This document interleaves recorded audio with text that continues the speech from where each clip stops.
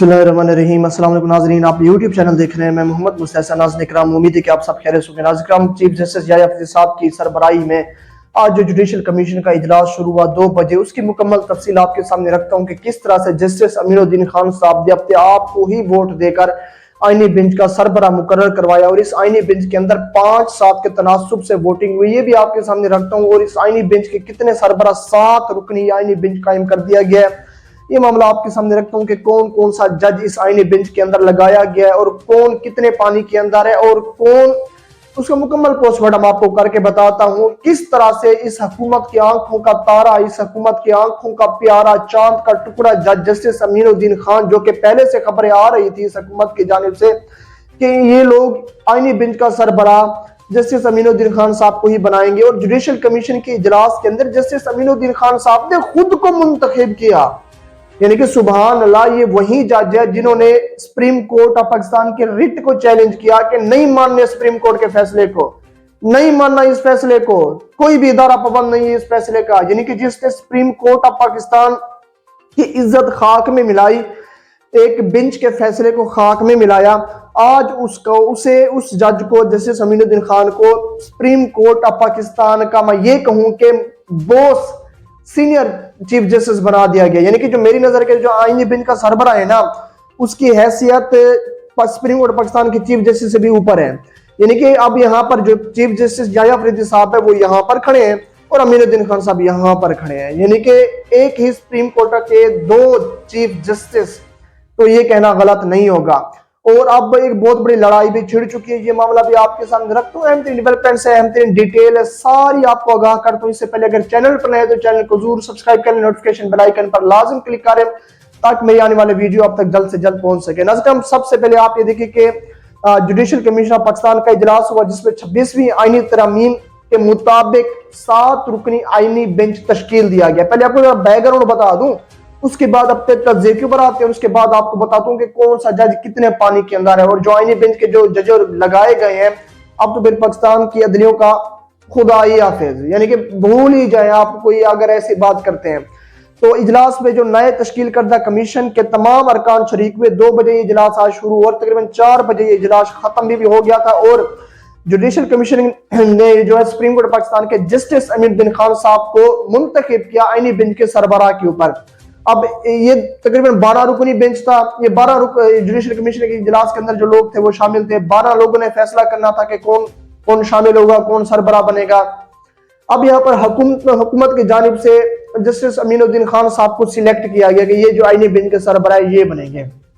इस जानिब से 5 वोट थे और उस जानिब से 7 वोट थे। यानी कि जो 5 वोट थे उसके अंदर जस्टिस याह्या फरीदी साहब, चीफ जस्टिस याह्या फरीदी साहब, जस्टिस मंसूर अली शाह साहब, जस्टिस मुनीब अख्तर, पाकिस्तान तहरीक इंसाफ के ओपोजिशन लीडर उमर अयूब साहब और पाकिस्तान तहरीक इंसाफ के सेनेट के अंदर जो ओपोजिशन लीडर है शिबली फराज साहब, सेनेटर, ये 5 वोट अमीनुद्दीन खान साहब के हक में नहीं थे, इनके खिलाफ थे, जिसके अंदर चीफ जस्टिस याह्या फरीदी साहब भी शामिल है। उन्होंने अपनी थोड़ी सी इज्जत बचाने की कोशिश की।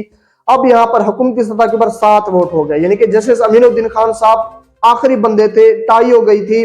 वहां पर भी 6 बंदे पहुंच चुके थे हुकूमत के हक में कि जस्टिस अमीनुद्दीन खान साहब को वोट डाल रहे हैं। यहाँ पर 5 बंदे हो चुके थे। अब जस्टिस अमीनुद्दीन खान साहब ने ही खुद को मुंतखब करना था या खुद को रिजेक्ट करना था, और जस्टिस अमीनुद्दीन खान साहब सामने आकर खड़े हो गए, नहीं नहीं, मुझे बतौर मैं आईनी बेंच का सरबराह कबूल हूं। बड़े अहम यहाँ पे देखिए सिनेरियो ही ऐसे बन गया, एक जगह पर 5 वोट, दूसरी जगह पर 6 वोट।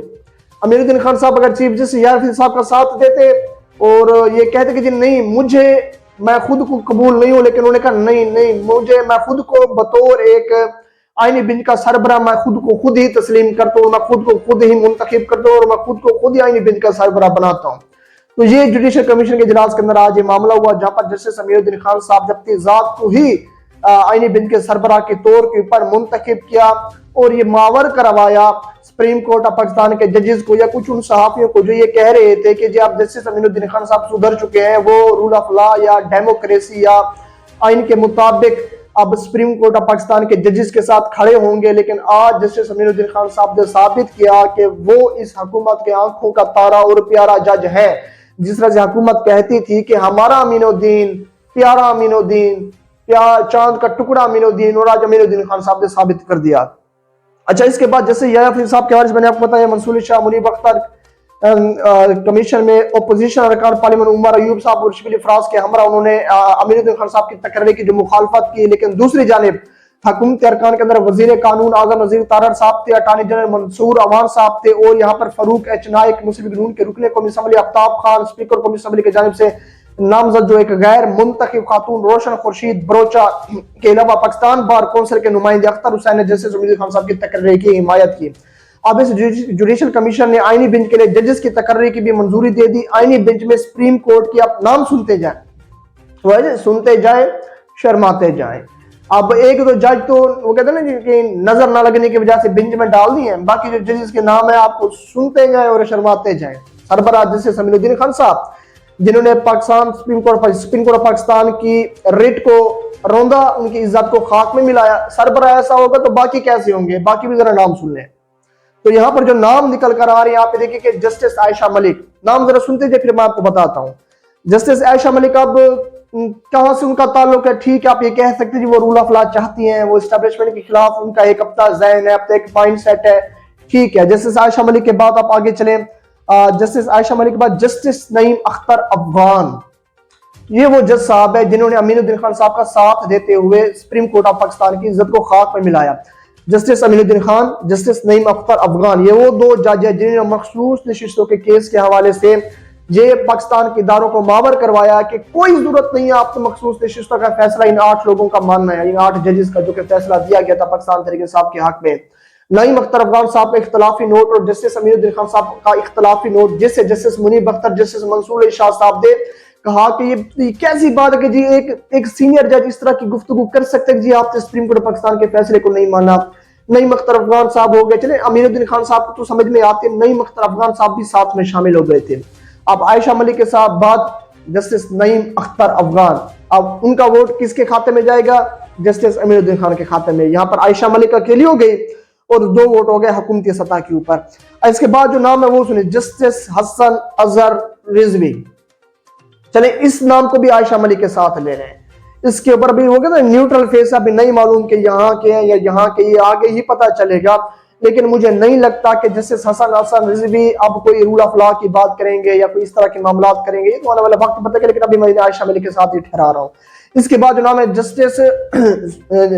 जस्टिस मुसर्रत हिलाली, अब ये वो जज साहिबा है जिन्होंने पाकिस्तान तहरीक इंसाफ के जो बल्ले का निशान छीना था वो काजी फैजल साहब की हिमायत की थी। उस बेंच के अंदर ये मोहतरमा शामिल थी, जज साहिबा मोहतरमा इज्जत माब पाकिस्तान की ऑनरेबल जज जस्टिस मुसर्रत हिलाली साहिबा ने पाकिस्तान तहरीक इंसाफ के बल्ला छीनने वाले केस के अंदर अहम किरदार अदा करते हुए काजी फैजल साहब का साथ दिया था।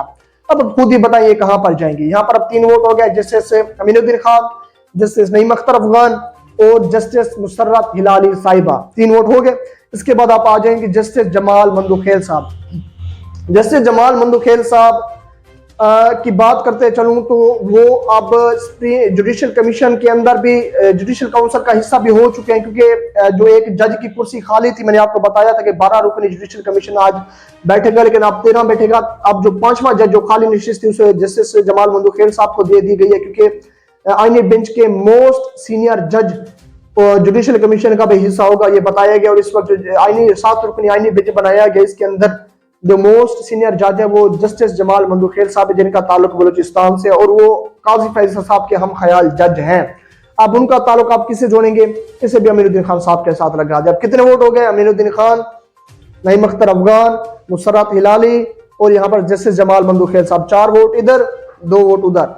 अब एक और जज साहब का नाम मैं आपके सामने रखने वाला हूँ, जो जज साहब है 7वां, उसके अंदर आप ये देखिए कि आयशा मलिक साहिब है, नईम अख्तर अफगान साहब है, हसन अजहर रिजवी, जस्टिस मुसर्रत हिलाली, जमाल मंदुखेल और ये जो 5वें खुद जस्टिस अमीनुद्दीन खान साहब जो अब ये जो सरबराही करेंगे। अब आप ये खुद सोचें, एक तरफ यहाँ पर 4-5 यहाँ पर जज और 2 वहां पर जज, तो क्या क्या आईनी बेंच क्या फैसला करेगा, मुझे जरा बताएं इस तरीके से।